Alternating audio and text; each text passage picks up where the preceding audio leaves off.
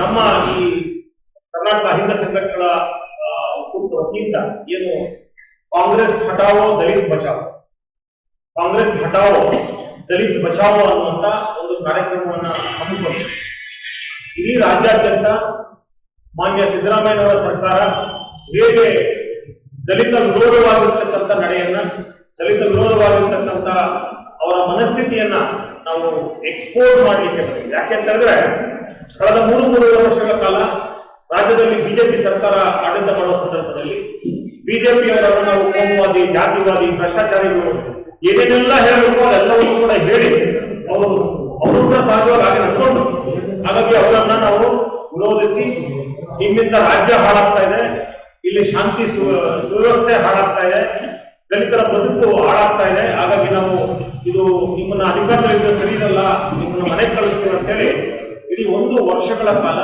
ಬಹುಶಃ ಕರ್ನಾಟಕದ ಪ್ರತಿಯೊಬ್ಬ ದಲಿತ ಸಂಘಟನೆಗಳ ಹೋರಾಟಗಾರರು, ರಾಜ್ಯ ನಾಯಕರು, ಅದರಲ್ಲೂ ಮುಂಚೂಣಿಯಲ್ಲಿರ್ತಕ್ಕಂಥವ್ರು ಎಲ್ಲರೂ ಕೂಡ ಇಲ್ಲೇ ತಾಲೂಕು ಹೋಗ್ತಾರೆ.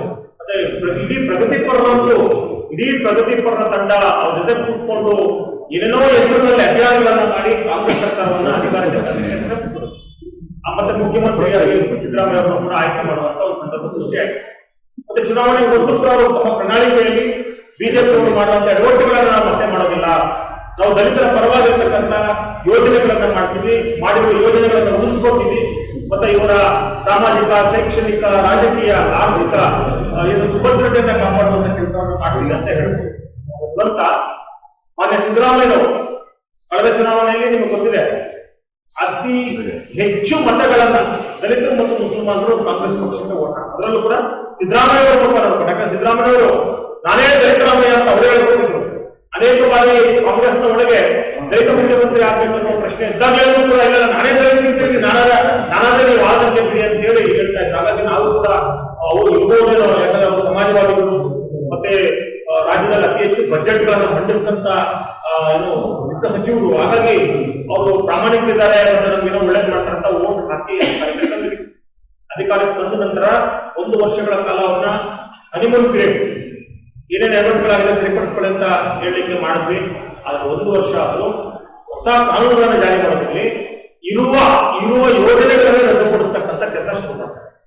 ಅದರ ಪ್ರಕ್ರಿಯೆಯಲ್ಲಿ ಮೊದಲನೇದಾಗಿ ನಿಮ್ಗೆಲ್ಲರಿಗೂ ಗೊತ್ತಿದೆ, ಏನು ಮೊದಲನೇದಾಗಿ ಅವರು ಮಾಡುವಂತ ದೊಡ್ಡ ಎಡವಟ್ಟು ಏನಪ್ಪಾ ಅಂದ್ರೆ, ವಾಲ್ಮೀಕಿ ನಿಗಮದಲ್ಲಿ 100 ಕೋಟಿಗಳನ್ನ ಕದ್ದು ಆ ದುಡ್ಡನ್ನ ಕಳೆದ ಚುನಾವಣೆಯಲ್ಲಿ ಹೆಂಡ ಸರಾಯಿ ಹಂಚಲಿಕ್ಕೆ, ಜನರ ಮತಗಳನ್ನು ಖರೀದಿ ಮಾಡಲಿಕ್ಕೆ 100 ಕೋಟಿ ರೂಪಾಯಿಗಳನ್ನ ಏನು ST ಸಮುದಾಯ, ಪರಿಶಿಷ್ಟ ವರ್ಗಗಳ ಸಮುದಾಯಗಳ ಉದ್ದಾರಕ್ಕಾಗಿ, ಅವರ ಆರ್ಥಿಕ ಸುಭದ್ರತೆಗಾಗಿ ಮೀಸಲಿಟ್ಟಂತ 100 ಕೋಟಿ ರೂಪಾಯಿಗಳನ್ನ ಕೊಳ್ಳೆಗಳು ಕಳ್ತನ ಮಾಡಿದ್ರು, ಪಿಕ್ ಪಾಕೆಟ್ ಮಾಡಿದ್ರು. ಅದರ ನಂತರ ಏನು SC ST ಮಕ್ಕಳ ಸ್ಕಾಲರ್ಶಿಪ್ ಅನ್ನ, ಅವರಿಗೆ ಇದ್ದಂತ ಪ್ರೈಸ್ ಮನಿಯನ್ನ, ಮತ್ತೆ ಅದೆಲ್ಲದಕ್ಕಿಂತ ಮುಖ್ಯವಾಗಿ ನಾವೇ ಇಡೀ ದೇಶದಲ್ಲಿ ಪ್ರಪ್ರಥಮವಾಗಿ SC ST TSP ಒಂದು ಯೋಜನೆ ಜಾರಿಗೆ ತಂದಿದ್ದು, ಒಟ್ಟು ಬಜೆಟ್ ನಲ್ಲಿ ದಲಿತರಿಗೆ 22 ಪಾಯಿಂಟ್ ಸಮಥಿಂಗ್ ಮೀಸಲಿಟ್ಟಿದ್ದೀನಿ ಅಂತೆಲ್ಲ ಹೇಳಿ ಒಂದು ಯೋಜನೆ ತಂದ್ರಲ್ಲ, ಆ ಯೋಜನೆಯ ಬಹಳ ಮುಖ್ಯವಾದಂತ ಸುಮಾರು 14,000 ಚಿಲ್ಲರೆ ಕೋಟಿ ದುಡ್ಡನ್ನ ಅವರು ಇತರೆ ದಲಿತರಿಗೆ ಅಲ್ಲದಂತ ಯೋಜನೆಗಳಿಗೆ ಬಳಸಿದ್ರು.